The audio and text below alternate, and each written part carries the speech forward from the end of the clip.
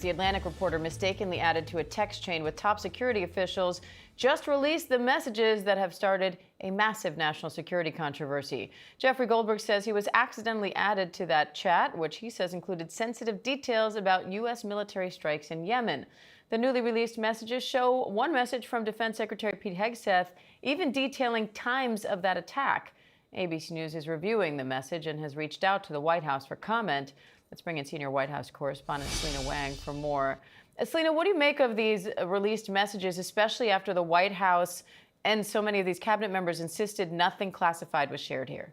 Well, Diane, Jeffrey Goldberg of The Atlantic, he is essentially calling the White House on its bluff. The White House has been repeatedly saying that there were no classified information, there were no war plans discussed within those text messages, but Goldberg is here publishing those text messages showing that there clearly were operational details of a planned military strike. Now, Goldberg, in this original article, he had said that he was going to leave out some of these text messages because of just how highly sensitive they were. But now he says that in light of the fact that the White House, the president, the entire administration has been pushing back, saying that he's been lying, he believes that it's in the public interest to share this information, especially as the administration is trying to downplay all of this. And I just want to read to you part of his story, Diane. He says that he received this message in the group from Pete Hegseth, the Secretary of Defense, 30 minutes before the planned strikes were supposed to start. And he emphasizes that this was sent to the group while there was a number in the group that was unknown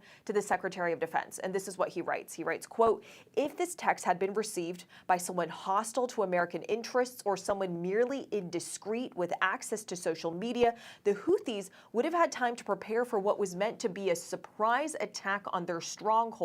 The consequences for American pilots could have been catastrophic."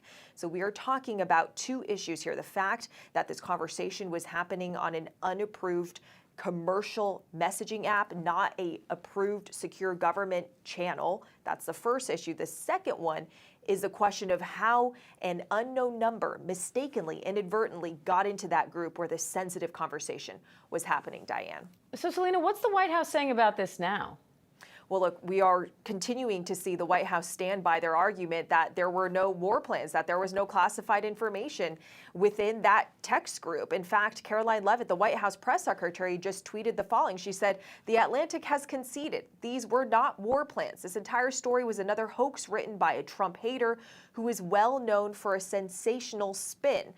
So all of this begs the question, if the White House doesn't consider this to be war plans, what in fact do they consider to be war plans? They're also not addressing the fact that highly sensitive conversations were happening on this platform. But we have seen various sorts of explanations coming from the president as well as from National Security Advisor Mike Waltz, who Goldberg says is the person who inadvertently added him to the group. Last night on Fox News, Waltz saying he doesn't understand how Goldberg's number got in there.